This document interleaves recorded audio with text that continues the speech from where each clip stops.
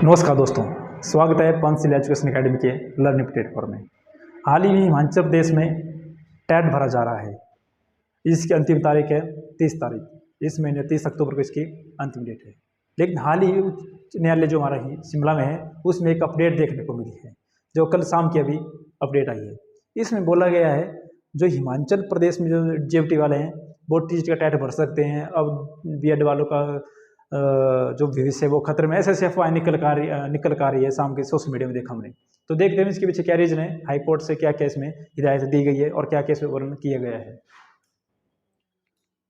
जो हमारा उच्च न्यायालय शिमला में, उसमें एक पीडीएफ के माध्यम से एक शाम को पता चला में, इसमें बोला गया है कि जो हिमाचल प्रदेश में जो स्कूल शिक्षा बोर्ड है हिमाचल धर्मशाला, जहाँ से टेट कंडक्ट किया जा रहा है, इसको एक ये जो पीडीएफ भेज दी गई है। इसमें बोला गया है जो जेएफटी वाले बच्चे हैं वो क्या कर सकते हैं, टीचर के टेट भी भर सकते हैं।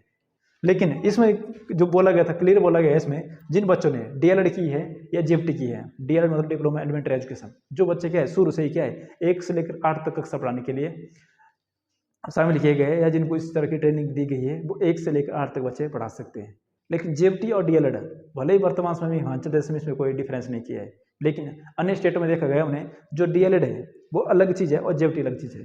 जो जेएफटी वाले 1 से 5 तक पढ़ाते हैं और जो डीएलएड है 1 से 8 तक पढ़ाते हैं। इसमें जो बीएड वाले होते हैं इनको कंसिडर किया जाएगा 9th और 10th क्लास के लिए। इससे क्या हो रहा है, जो बीएड वाले होते हैं इनका भविष्य फिर से खतरे में देखा जा रहा है। पहले क्या हो रहा था, हिमाचल प्रदेश सरकार ने एक डिसीजन लिया था 2 साल पहले, जिसमें बोला गया था जो बीएड वाले कैंडिडेट है वो जेएफटी का टेट भर सकते हैं, और हजारों की संख्या हिसाब से बच्चों ने क्या किया, बीएड वालों ने वो टेट भरा है। ठीक ऐसा इस बार भी हो रहा है। इस बार सरकार ने डिसीजन दिया है जो जेएफटी वाले हैं वो टीचर का टेट भर सकते हैं। पिछले साल आपने देखा होगा जब टेट भरा था बीएड वालों ने, तो लगभग 1 साल टेट ही हुआ था, इतना टाइम लग गया था। 2 बार टेट कंडक्ट नहीं किया सरकार ने क्योंकि कोर्ट केस लगा हुआ था। ठीक ऐसा इस बार भी होने जा रहा है।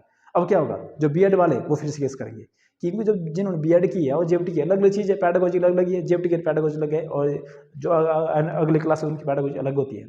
लेकिन सरकार ने क्या बोला, जिनने जेएफटी की है वो क्या करेंगे, टीचर का टेट भर सकते हैं। जो मेरा अपना व्यक्तिगत मानना है जो बिल्कुल गलत है। जेएफटी वाले की पैडागोजी अलग होती है, जो हायर क्लास उनकी अलग होती है। लेकिन सरकार ने डिसीजन दिया है, उच्च न्यायालय ने क्या बोला है, जिन बच्चों ने पास जेएफटी है या डीएलएड है और इसमें बोला गया है ग्रेजुएशन में बीए में कितने % चाहिए, 50%। इसमें कैटेगरी कुछ नहीं बोला गया है कि जनरल में 50 चाहिए, 55 चाहिए या 45 चाहिए। इसमें डायरेक्ट बोला गया है जिन बच्चों का जेएफटी है या डीएलएड है उनके परसेंटेज ग्रेजुएशन कितना होना चाहिए, 50%। और यह बोला है, और एक इसमें क्या बोला गया, 1 साल की क्या की हो, बीएड की हो, जो कि बहुत पहले होती थी।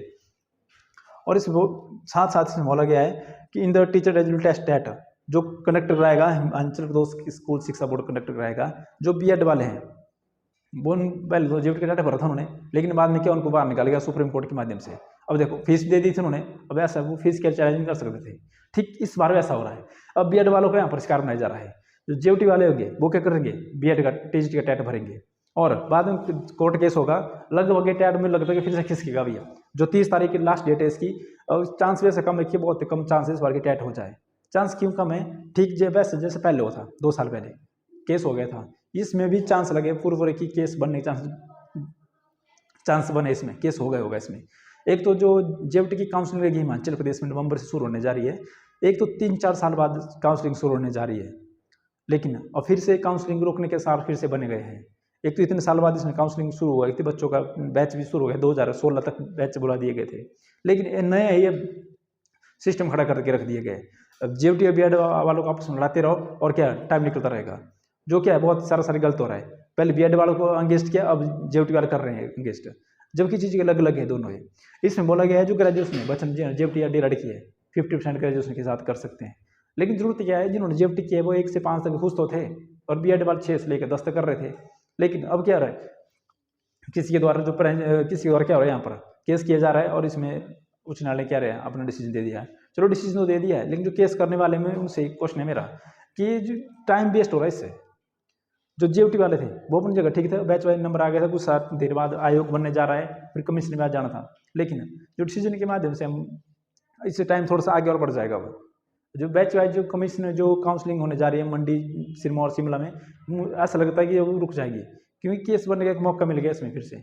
अब बीएड वाले क्या करे, अब अगर मान लो 1 से लेकर 8 तक जेएफटी वाले पढ़ाएंगे तो 9th और 10th 2 क्लास पढ़ाएंगे बीएड वाले, उनको बीएड का फायदा क्या है, तब उनको +1 2 क्लास दे देना चाहिए। अब फिर से केस बनने के साथ बने रहें।